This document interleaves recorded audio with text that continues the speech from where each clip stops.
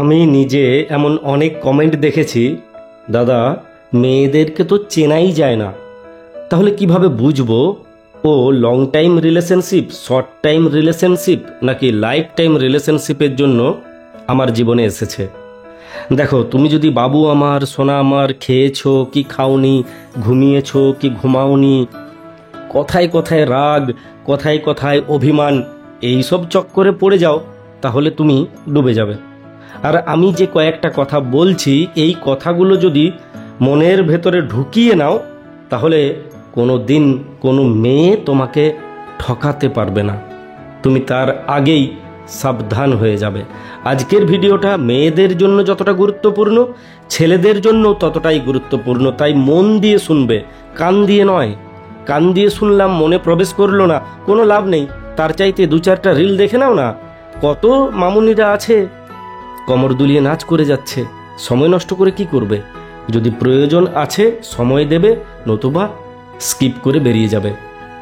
Number 1, একটি মেয়ে যখন একটি ছেলেকে ভালোবাসে এবং প্রপারভাবে ভালোবাসে, তার সঙ্গেই জীবন কাটাতে চায় বলে সে সিদ্ধান্ত নিয়েছে, তখন তার ভেতরে যে লক্ষণগুলি দেখতে পাওয়া যাবে, তার চাইতেও গভীরে যে লক্ষণটা হচ্ছে, তোমার চাইতেও গুরুত্বপূর্ণ তোমার বাড়ির পরিবেশ। কারণ তাকে তোমার বাড়িতে থাকতে হবে। অতএব কারণে তার মাথাতে এটা সব সময় ক্লিক করবে, তোমার মা, তোমার বোন, তোমার পরিবার কেমন। তার ইন্টারেস্ট শুধুমাত্র তোমাতে থাকবে না, তোমার মা কেমন, তোমার বোন কেমন যদি আছে, তাদের প্রতি তার একটা বিরাট ইন্টারেস্ট থাকবে। কেন? কারণ প্রত্যেকটি মেয়ে নির্দিষ্ট বয়সের পর থেকেই এটা বুঝে যায়, সংসার শুধুমাত্র একটি ছেলের সঙ্গেই তাকে করতে হবে এমনটা নয়, তাকে পুরো পরিবার মেনটেন করতে হবে। এবং কে বা কারা তাকে মেনটেন করবে, কারা আছে সেই রিং মাস্টার, তারা কেমন, তাদের পছন্দ অপছন্দ কেমন, এটা তার জানার প্রবল ইচ্ছা থাকবে যদি সে তোমার সঙ্গে জীবন কাটাতে চাইছে। তাহলে এবার নিজেকে প্রশ্ন করো, তুমি যাকে ভালোবাসো সে তোমার মা, তোমার বোন, তোমার ফ্যামিলি, তুমি যে জায়গাতে থাকো সেখানের মানুষজন, কাদের সঙ্গে তোমার রিলেশন কেমন, পুরো বিষয়টাকে জানতে চায়। যদি জানতে চায়, যদি তার ভীষণ আগ্রহ আছে, যদি কথা বলতে নাও চায়, আমি ছেড়ে দিলাম, চাইলে ভালো, যদি নাও চায় অতটা বড় ব্যাপার নয়, কিন্তু জানতে যদি চায়, তাহলে জানবে কোথাও না কোথাও সে তোমার সঙ্গেই জীবনটা কাটাতে চাইছে। আমি বারবার বলি না তুমি মানে তুমি নও, তুমি মানে তোমার সঙ্গে জুড়ে থাকা পরিবেশ, পরিজন, আত্মীয় স্বজন, বন্ধু বান্ধব, আরও অনেক কিছু আছে। যে তোমার বাড়িতে জীবন কাটাবে সে তো পুরোটাকে জেনে নিতে চাইবে। এবারে তুমিই বলো না সে জানতে চায়, কমেন্টে জানাও তো। যদি জানতে চায় তাহলে জীবন কাটাতে চায়, আর যদি জানতে না চায় তাহলে সময় কাটাতে চায়। তুমি বুদ্ধিমান, বুঝে গেছো। এবারে চলো 2 নম্বরে যাই, ভীষণ গুরুত্বপূর্ণ। এই জায়গাটা আমরা ছেলেরা কখনো খেয়াল করি না। আমরা সব সময় চেষ্টা করি একটি আধুনিক মেয়ের পিছনে ছুটতে, আর আধুনিক মানেই আমাদের মাথায় ঢুকে যায় ছেঁড়া ফাটা জিন্স, বগল কাটা টপ, আরও কত কিছু। কিন্তু আধুনিকতা আর উচ্ছৃঙ্খলতা এক জিনিস নয়, এটা তুমিও জানো। যখন মেয়েটি তোমার সঙ্গে জীবন কাটানোর কথা ভাবছে, তখন সে আধুনিক হলেও উচ্ছৃঙ্খল জীবনযাপন করবে না, কিছুতেই করবে না। অতীতে করেছে, ভুলে যাও। তোমার সঙ্গে থাকতে থাকতেও যদি সে উচ্ছৃঙ্খল জীবন কাটাচ্ছে, তাহলে কিন্তু সে তোমাকে নিয়ে ভাবছে না। এটা হচ্ছে মেয়েদের সাইকোলজি। আর সে যদি নিজেকে সংযত করছে, সে যদি ধীরে ধীরে ধীরে ধীরে নিজেকে ঘরোয়া করছে, আমি বলছি না মা লক্ষ্মী হয়ে যাচ্ছে, আমি বলছি ঘরোয়া করছে, পারিবারিক করছে, পরিবারের সঙ্গে নিজেকে মানানসই করার চেষ্টা করছে। তার মানে এই নয় জিন্স টপ পরছে না, এটা বলছি না। কিন্তু পরিবারের সঙ্গে যাতে নিজেকে মানিয়ে নেওয়া যায় সেই রকম একটা আচরণ করছে, উচ্ছৃঙ্খল জীবনযাপন করছে না, যখন খুশি যেখানে খুশি আর যাচ্ছে না। তুমি তার ভেতরে একটা পরিবর্তন দেখতে পাচ্ছ। তার ইতিহাস অন্য গল্প বলে, বর্তমান অন্য গল্প বলছে। সে ধীরে ধীরে কোথাও যেন ঘরোয়া হয়ে যাচ্ছে। তার কারণটা কি? সে সংসার করার স্বপ্ন দেখছে তো, নতুবা একটি মেয়ে সহজে ঘরোয়া হতে চায় না যদি সে জন্মগতভাবে ঘরোয়া না থাকে। এবারে ঘরোয়া মানে আমি আবার বলছি, মা লক্ষ্মীর গল্প এখানে আসছে না। সে সংসারী হচ্ছে। তোমার ইনকাম জানতে চাইলে তুমি হয়তো ভাবো মেয়েটি লোভী, তাই তোমার ইনকাম জানতে চায়। না, তোমার সংসারটা কিভাবে চলবে, আদৌ চলবে কিনা, কিভাবে ইনকাম বাড়ানো যায়, সেটাও তার একটা প্রিপারেশন হতে পারে। সে কোন পরিবারে আসছে এটা তার একটা অনেক বড় প্রশ্ন। তোমাকে ঘিরে তার অনেক প্রশ্ন থাকবে, কারণ তোমার সঙ্গে তোমার বাড়িতে সে জীবন কাটাবে। এবারে বোঝা গেছে ঘরোয়া মানে কি।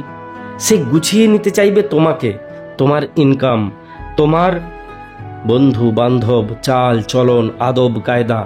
আর তোমাকে সে তখন পরিবর্তন করতে পারবে, তোমার খুঁতগুলোকে সে তখন মেরামত করতে পারবে যখন সে নিজে অনেকটা ঘরোয়া হবে। আশা করছি বুঝতে পেরেছো। যদি বুঝতে না পারছো তাহলে এই ভিডিওটা তোমার জন্য নয়। বোঝা গেছে? এবারে চলো 3 নাম্বার পয়েন্টে যাই। এই পয়েন্ট তোমাকে মোটামুটিভাবে শিওর করে দেবে ওই মেয়েটি তোমার সঙ্গে টাইম পাস করছে নাকি তোমার সঙ্গে রিলেশনশিপ নিয়ে সিরিয়াস। মেয়েদের বিভিন্ন রকম সাইকোলজি, যেখানে একটি ছেলে, শুধু ছেলে নয়, কেউ পৌঁছতে পারে না। তারপরেও ছোট ছোট ছোট ছোট এমন কিছু দিক আছে যেগুলো এটা ইন্ডিকেট করে সে তোমার সঙ্গে জীবন কাটাতে চায়। যখন একটি মেয়ে তোমার সঙ্গে জুড়বে, মন দিয়ে শুনবে, এবং তোমার সঙ্গে সংসার করতে চাইবে, পুরো জীবনটা কাটাতে চাইবে, তখন তার ভেতরে অটোমেটিকভাবে মাতৃত্ব জেগে উঠবে। অবাক হয়ে গেলে, তাই তো? প্রেম করছে আর এখনই মাতৃত্ব জেগে যাবে? না ভাই, জন্মগতভাবেই মেয়েদের ভেতরে মাতৃত্ব থাকে। সে যখন সংসার গড়ার কথা ভাবে, মনোমতো পুরুষ পেয়ে যায়, তখন তার ভেতরে মাতৃত্বটা উপছে উঠতে চায়, বাইরে প্রকাশ পেতে চায়। কিভাবে বুঝবে? সে তোমার কাছে জানতে চাইবে তোমার প্ল্যানিং কি, তুমি কটা ছেলে বা মেয়ে চাও, কি রকম সংসার চাও। একটা ছেলে একটা মেয়ে, দুটো ছেলে একটা মেয়ে, একটা ছেলে, বাস কমপ্লিট, একটা মেয়ে কমপ্লিট। এই যে মাতৃত্ববোধ, সেটা সে তোমার কাছ থেকেও জানতে চাইবে। সে গোপন করতে পারবে না যদি তার লাইফ টাইম ভাবার আছে। আর যদি শর্ট টাইম বা পার্ট টাইম ভাবছে তোমাকে, তাহলে সে এতটা গভীরে যাবে না, তার ভেতরে মাতৃত্ব জাগবে না। তোমাকে কখনো জিজ্ঞেস করেছে বিয়ের পরে কি করবে, কোথায় থাকবে, কটি ছেলে মেয়ে হবে, তাদের কি নাম রাখবে? ভাবনি এত গভীরভাবে, তাই তো বারবার প্রবলেমে পড়ে যাও। জানতে চাইনি কখনো? যদি জানতে চেয়েছে তাহলে তুমি নিরাপদ জোনে আছো। মেয়েটি তোমার সঙ্গে সংসার করতে চায়। তোমাকে দেখে, তোমার সঙ্গে মেলামেশা করার পর তার আচরণে পরিবর্তন আসছে, তার ভেতর থেকে মাতৃত্ব বেরিয়ে আসতে চাইছে। তার মানে সে সঠিক পুরুষ পেয়েছে। আমরা বলতে লজ্জা পাই, আমরা ভাবতে লজ্জা পাই, কিন্তু এটা বাস্তব। একটি মেয়ের ভেতরে সঠিক মাতৃত্ব তখন জাগরিত হয় যখন সে সঠিক পুরুষের সন্ধান পায়, আর এটা ওই মেয়েটির অজান্তেই জাগ্রত হয়। যদি এগুলো ঘটছে তাহলে মেয়েটিকে হারিও না। মেয়েটি সত্যিই তোমার সঙ্গে জীবন কাটাতে চায়, তুমি উপযুক্ত জীবনসঙ্গী পেয়েছ। আর যদি কোনোটাই ঘটছে না, এই রকম কোনো ব্যাপারেই নেই, তাহলে নিজেকে জিজ্ঞাসা করো, আছেটা কি?